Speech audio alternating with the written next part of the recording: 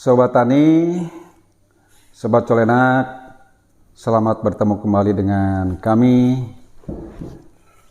Saya sendiri Kang Dayat. Dan saya Kang Dani. Mengucapkan salam apa ya? Salam sehat lah untuk kita Salam semua. sehat untuk kita semua. Assalamualaikum warahmatullahi wabarakatuh. Sobat Tani, Sobat Colenak. Kang Dani sehat? Alhamdulillah. Lupa. Aduh. Pohok. Biasa kalau ke diri sendiri tuh inget, kalau orang lain lupa. Itu namanya egois. Sobat Tani, Sobat Colenak, gini. Pada hari yang berbahagia ini, seperti Sobat Tani, Sobat Colenak ketahui bahwa sebentar lagi ada momen besar, khususnya bagi umat Muslim di dunia, itu akan bertemu dengan yang namanya momen Idul Adha. Nah, seperti yang pernah dibahas di episode sebelumnya, Kang Dani pernah menyatakan bahwa momen Idul Adha itu tidak hanya sholat Id saja, tetapi ada satu rangkaian yang akhirnya atau diakhiri di momen Idul Adha. Betul. Atau di pas sholat Idul Adha. Betul. Rangkaian itu adalah namanya penyembelihan hewan kurban. Nah, kenapa disebut hewan kurban? Saya juga agak bingung nih Kang Dani. Istilahnya kenapa hewan kurban bukan ternak kurban? Padahal, karena ini definisi saja Sobat ini, Sobat Colenak. Yang saya tahu hewan itu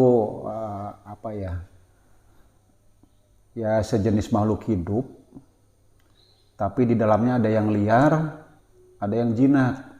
Itu hewan secara garis besar tuh itu. Yeah.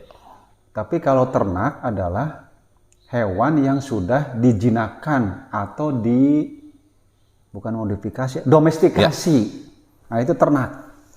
Mungkin ini ya, saya juga kurang tahu persis sejarahnya kenapa istilahnya hewan kurban. Mungkin zaman dulu yang sekarang disebut ternak masih dalam kategori hewan. Ternak kategori hewan. Ya, jadi belum didomestikasi. Mungkin ini. Nanti bisa kita diskusilah di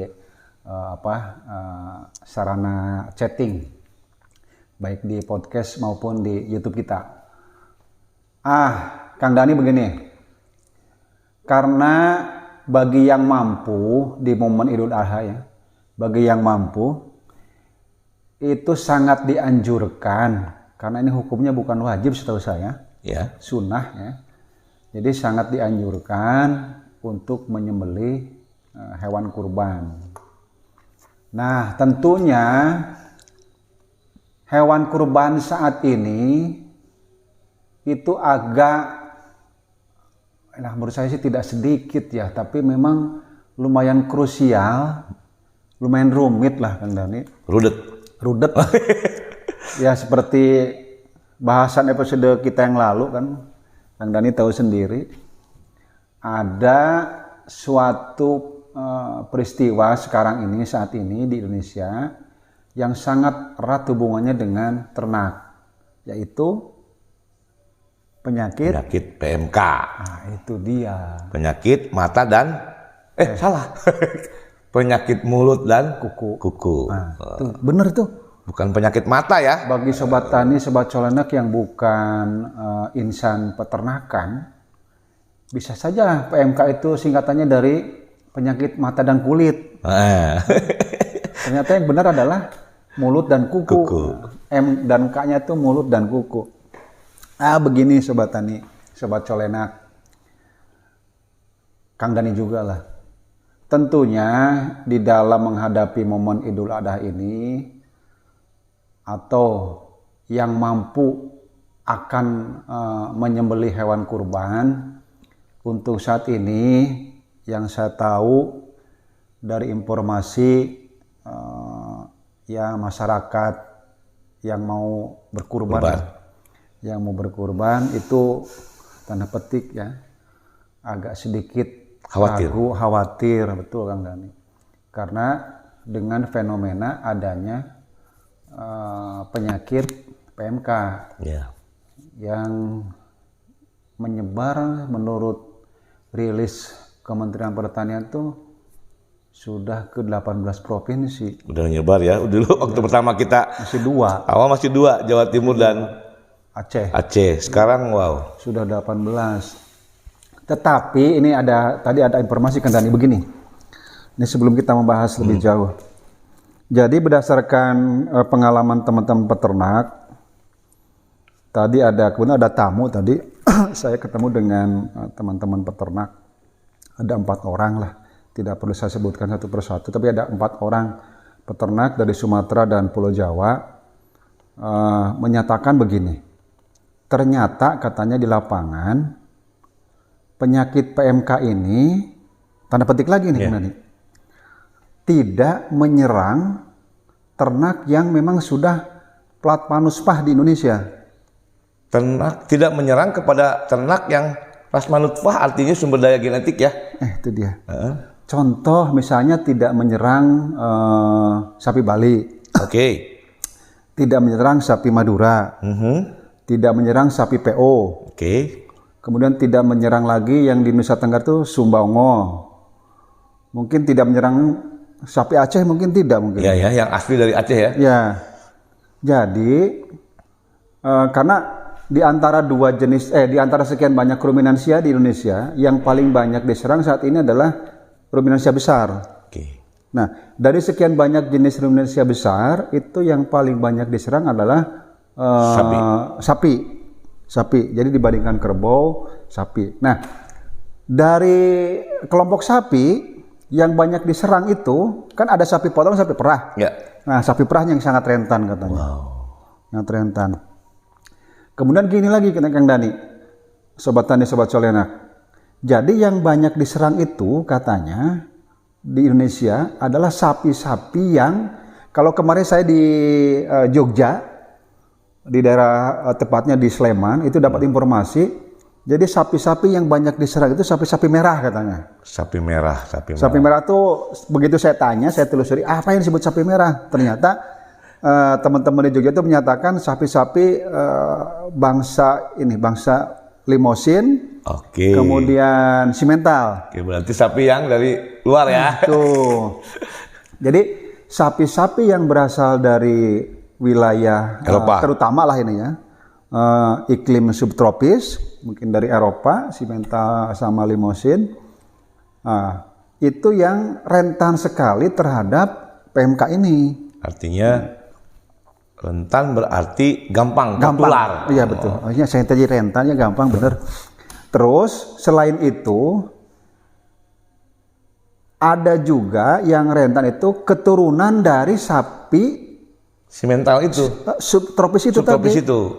Keturunannya ya. Meskipun katanya, katakanlah satu ini misalnya Simental atau Limosin atau sapi subtropis, ini F1, punya lokal plasma nutfah F1, nikah lah gitu kan,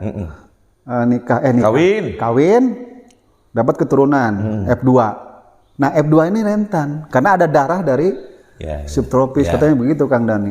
Wow, ini juga pengalaman nih ya.